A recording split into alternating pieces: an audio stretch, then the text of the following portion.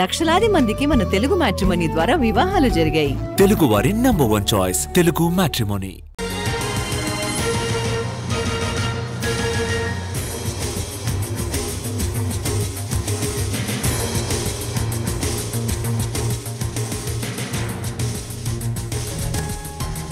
Phone tapping కేసులో SIT విచారణ వేగవంతం చేసింది. నిందితులను ప్రశ్నిస్తూనే సాక్షులను బాధితులను విచారిస్తుంది.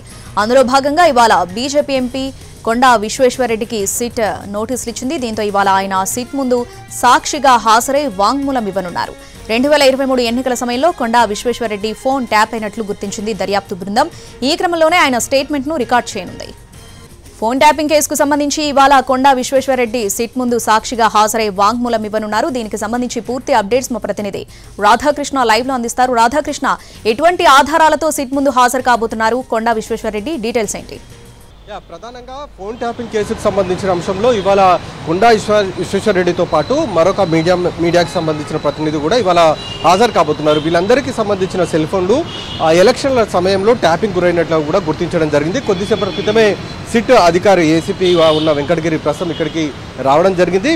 కొండా విశ్వేశ్వరరెడ్డి 11 గంటలకు ఇక్కడికి రాబోతున్నారు. ఆయన గతంలోనే తన ఫోన్ ట్యాపింగ్ అయినట్టు కూడా చెప్తూ రావడం జరిగింది. ఎలక్షన్ల సమయంలో తమ ఫోన్లను పూర్తి స్థాయిలో ట్యాప్ చేశారనేది కూడా గుర్తించడం జరిగింది. దానికి సంబంధించి పలుమార్లు అధికారులకు కూడా చెప్పడం జరిగింది. ఎప్పుడైతే సిట్ ఏర్పాటు చేశారో సిట్ ఏర్పాటు చేసిన తర్వాత ప్రభాకర్ రావు, ప్రణీత్ రావు మిగతా సిబ్బందిని విచారిస్తున్న సమయంలో వీళ్ళు ట్యాప్ చేసిన మొత్తం నెంబర్స్ అనేది సేకరించడం జరిగింది. ఆ నెంబర్స్ ఆధారంగా ప్రస్తుతం సిట్ అధికారులు విచారిస్తున్నారు. ఇందులో 618కి పైగా ఉన్న నెంబర్లన్నీ కూడా ప్రముఖులకు సంబంధించిన, ఇందులో ప్రజాప్రతినిధులకు సంబంధించినవే ఎక్కువగా ఉండడం జరిగింది. 600కు పైగా కూడా ఉన్నాయి ప్రజాప్రతినిధులకు సంబంధించి.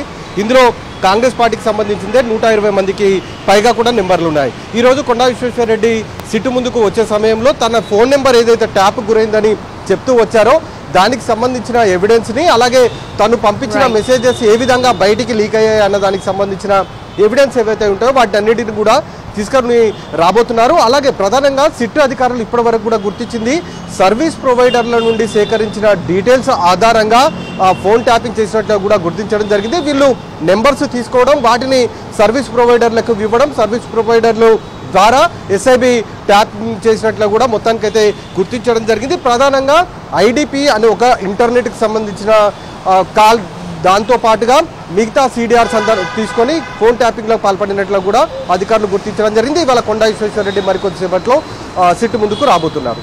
Right Radhakrishna, thanks for the updates.